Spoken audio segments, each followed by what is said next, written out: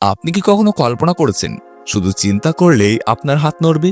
কোনো বোতাম টেপার দরকার নেই, কোনো কামার দেওয়ার ঝামেলা নেই। মনের মধ্যে যা ভাববেন হাত তাই করবে। শুনতে অনেকটা সিনেমার গল্পের মতো লাগলেও এটি এখন বাস্তবে সম্ভব। দুই প্রতিভাবন উদ্ভাবক ডেভিড ও মোসেস এমন একটি রোবোটিক হাত তৈরি করেছেন যা মস্তিষ্কের সংকেত অনুযায়ী কাজ করবে। তাদের এই প্রযুক্তি শুধু গবেষকদেরই নয়, সারা বিশ্বের মানুষকে চমকে দিয়েছে। এটি এমন এক আবিষ্কার যা ভবিষ্যতে কোটি কোটি মানুষের জীবন বদলে দিতে পারবে। কিভাবে তারা এই অসাধারণ প্রযুক্তি তৈরি করলেন, কেমন চ্যালেঞ্জ মোকাবিলা করতে হয়েছিল, আসুন বিস্তারিত জানি। ডেভিড ও মোসেস ছোটবেলা থেকেই প্রযুক্তি নিয়ে কাজ করতে ভালোবাসতেন, কিন্তু তাদের জীবন কখনো সহজ ছিল না। দারিদ্র্যের কারণে শিক্ষা জীবন মাঝপথে থেমে যায়। তবে তাদের উদ্ভাবনী মনোভাব ও অধ্যবসায় থেমে থাকেননি। তারা সিদ্ধান্ত নেন এমন কিছু তৈরি করবেন যা মানুষের জীবন সহজ করবে। একটি ছোট্ট গ্যারেজে পুরনো ইলেকট্রিক যন্ত্রাংশ দিয়ে গবেষণা শুরু করেন তারা। প্রথম দিকে তারা সাধারণ ইলেকট্রিক যন্ত্র বানাতেন, কিন্তু পরে তাদের নজর যায় একটি গুরুত্বপূর্ণ সমস্যার দিকে।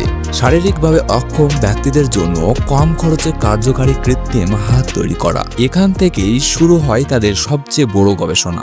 আমাদের শরীরে সাধারণ কৃত্রিম হাত বা গ্রোস্থেটিক লিম্ব সাধারণত পেশির সংকেতের মাধ্যমে পরিচালিত হয়, কিন্তু ডেভিড ও মোসেস চেয়েছিলেন এমন কিছু তৈরি করতে যা সরাসরি মস্তিষ্কের সংকেত অনুযায়ী কাজ করবে। তারা তৈরি করলেন একটি বিশেষ হেডসেট যা মস্তিষ্কের তরঙ্গ শনাক্ত করতে পারে। যখন কেউ কোনো বস্তু ধরার কথা ভাবেন, তখন তার মস্তিষ্ক স্বাভাবিকভাবেই একটি সংকেত পাঠায়। এই হেডসেট সেই সংকেত সংগ্রহ করে বৈদ্যুতিক তরঙ্গে রূপান্তরিত করে। কিন্তু ডেভিড ও মোসেস চেয়েছিলেন এমন কিছু তৈরি করতে যা সরাসরি মস্তিষ্কের সংকেত অনুযায়ী কাজ করবে। তারা তৈরি করলেন একটি বিশেষ হেডসেট যা মস্তিষ্কের তরঙ্গ শনাক্ত করতে পারে। যখন ছিল না, তারা নতুনভাবে চিন্তা করলেন এবং আরও উন্নত সেন্সর যুক্ত করলেন যা সংকেতগুলোর স্পষ্টতা বাড়িয়ে দেয়। এরপর তারা রেডিও ফ্রিকোয়েন্সি ট্রান্সমিটার ব্যবহার করলেন, যার সংকেত আরও শক্তিশালী করে রোবোটিক হাতে পাঠাতে পারবে। এইভাবে একের পর এক পরীক্ষা নিরীক্ষার মাধ্যমে তারা সফল হলেন। ডেভিড ও মোসেসের এই উদ্ভাবন শুধু একটি রোবোটিক হাত নয়, বরং এটি আগামী দিনের প্রযুক্তির এক নতুন দিগন্ত। ভবিষ্যতে এই প্রযুক্তির আরও উন্নয়ন হলে হয়তো শুধু চিন্তা করলে গাড়ি চালানো সম্ভব হবে, অটোমেটিক মেশিন নিয়ন্ত্রণ করা যাবে, এমনকি মানুষের পুরো শরীরকেও পরিচালনা করা সম্ভব হবে।